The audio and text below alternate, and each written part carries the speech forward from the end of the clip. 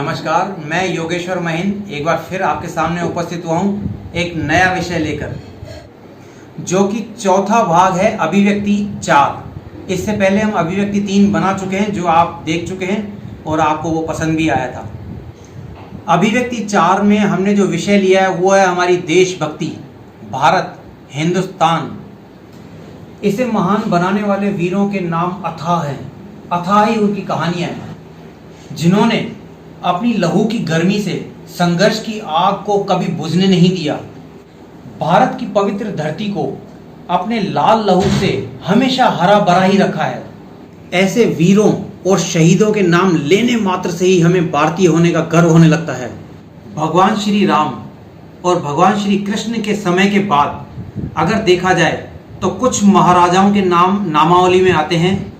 गुरु गोविंद सिंह, राजा दाहिर सेन, विक्रमादित्य, पृथ्वीराज चौहान, राणा सांगा, छत्रपति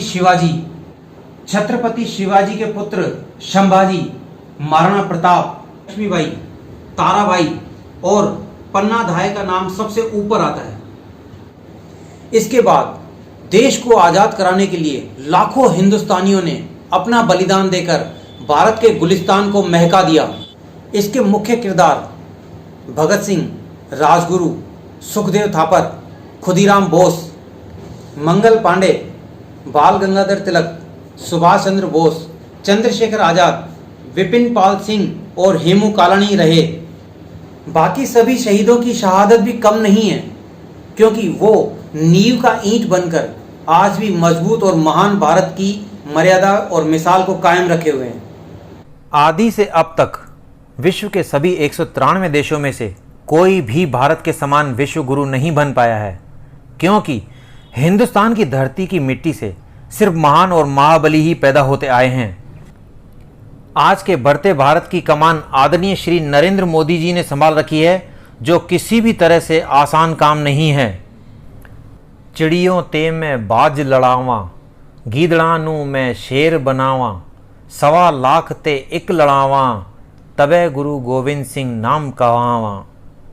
765वीं ईस्वी में पैदा हुए राजा दाहिर सेन को सभी सिंध रक्षक के नाम से जानते हैं।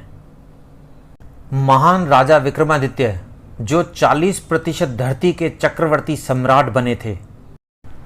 4 बास 24 गज, अंगुल अस्त्र प्रमाण, ते ऊपर सुल्तान, मत चूको चौहान, मोहम्मद गोरी को मारने वाले सम्राट पृथ्वीराज चौहान।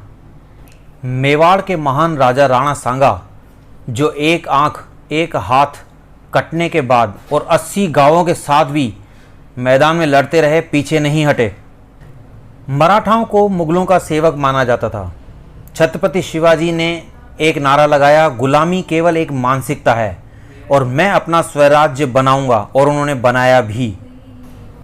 छत्रपति शिवाजी के पुत्र संभाजी अपने पिता के मिशन को आगे बढ़ाने का काम पूरा करने लगे। शेर का जबड़ा फाड़ देने वाला शेरदिल वीर, इसकी हिम्मत तो देखिए। 16 साल की उम्र में 60 किलो की तलवार लेकर औरंगजेब से जा लड़ा।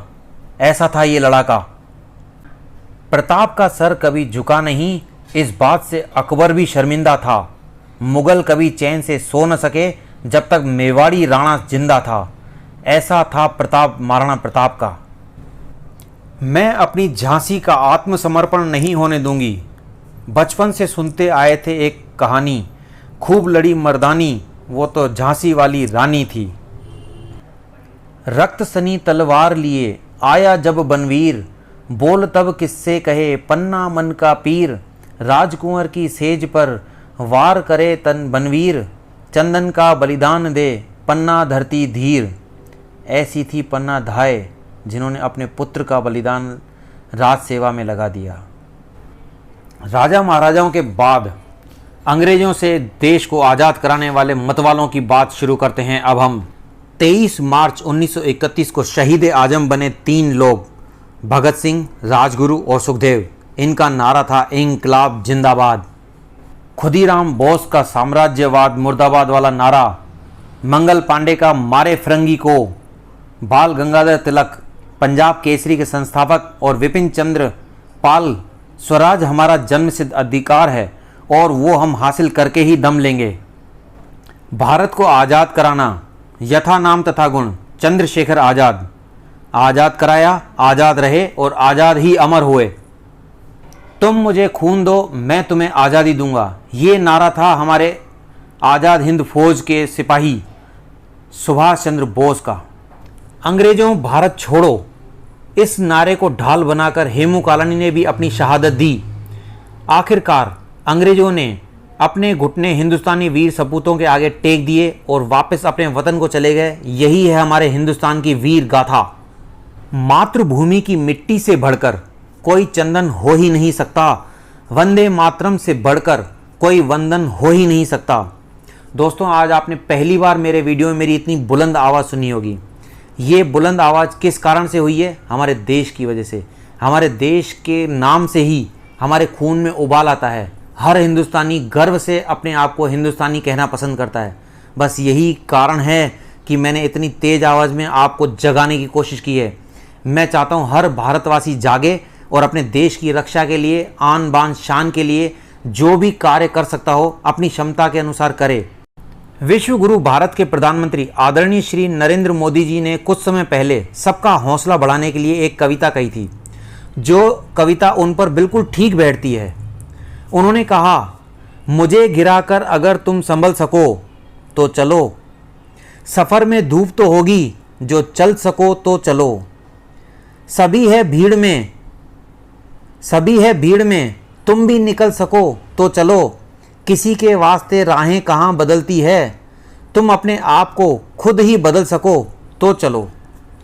यहाँ किसी को कोई रास्ता नहीं देता, मुझे घिराकर तुम संभल सको तो चलो, यही है ज़िंदगी, कुछ ख्वाब चंद उम्मीदें, इन्हीं खिलौनों से तुम भी बहल सको तो चलो। हौसला है घर सीने में तुम्हारे, देश के जवानों की तरह, तो आसमां को चीर कर चल सको तो चलो। है उम्मीद का दामन मजबूत तुम्हारा, खोज सकते हो मोती यदि तुम, समंदर की गहराई तक जा सकते हो तो चलो।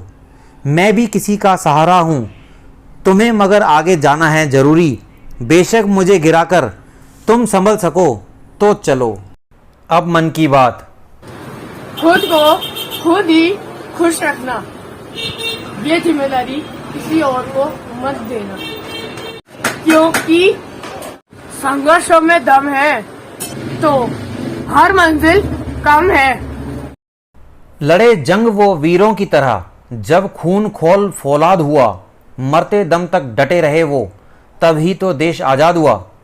करता हूँ भगवान से गुजारिश कि तेरी भक्ति के सिवा कोई बंदगी ना मिले, हर जन्म मिले हिंद की पावन धरा पर, या फिर कभी जिंदगी ना मिले। देश पर मरने वाला कभी मरता नहीं, वो अमर हो जाता है। ऐसे अमर जवानों के लिए ये दीपांजलि अर्पित करता हूँ। इससे अच्छी और शान वाली मौत कोई और हो ही नहीं सकती।